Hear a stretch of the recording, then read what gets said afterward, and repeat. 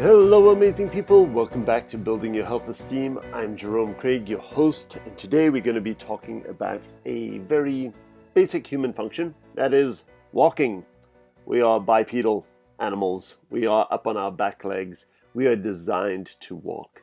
And you don't have to walk 10,000 steps a day, that's just a marketing campaign that dates almost 60 years back to the pedometers that were marketed at the time.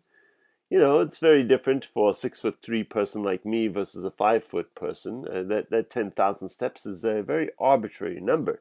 And now we have it on our phones to track how much we walk. And we got to wonder why that's on our phone.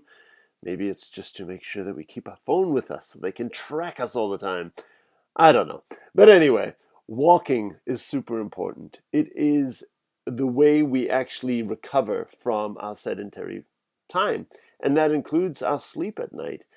Getting up and moving around in the morning is a way to get the circulation happening, warm up all the joints, get the lymph flow through the system. It is an important part of basic human physiology. And of course, now we sit a whole lot more than we used to. And I'm talking about this because I had another discussion, and I've had many of these over the years, with somebody who literally gets out of bed the last minute of their day. They roll into their car, they go to work, they sit most of the day.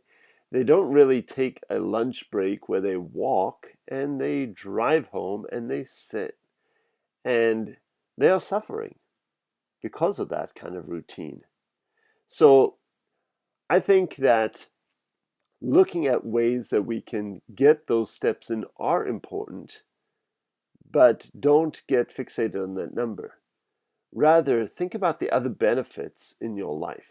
You know, some quiet time in your mind, some time to reflect on nature. Anything like that is good for you. So I'm lucky enough that I have a dog and I live in a very great walking neighborhood. So I get 30 to 45-minute walks pretty much every single day of the week. And it's a great time just to kind of switch off. Sometimes I walk listening to a podcast, sometimes I'm in a quiet state, and sometimes I will actually just literally smell the roses. And I think it has made me a happier person. Having this dog for almost 4 years, it's a great way to start the day. And the mornings are beautiful at this time of year. So if you're like me and you want to be out early, 6 a.m., it's pretty sweet right now. But if you don't want to get up that early, I encourage you to make lunchtime a time for walking. And even after dinner is another great time for going for a walk. And if you can, once a week, get for a walk out in nature.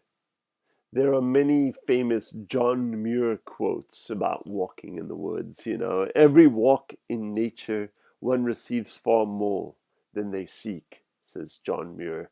I also like this one. And into the forest I go to lose my mind and find my soul. I love those, and I think you should reflect on them. I think we should all try to get out there and listen to the birds, look at the trees, maybe find yourself a bubbling brook.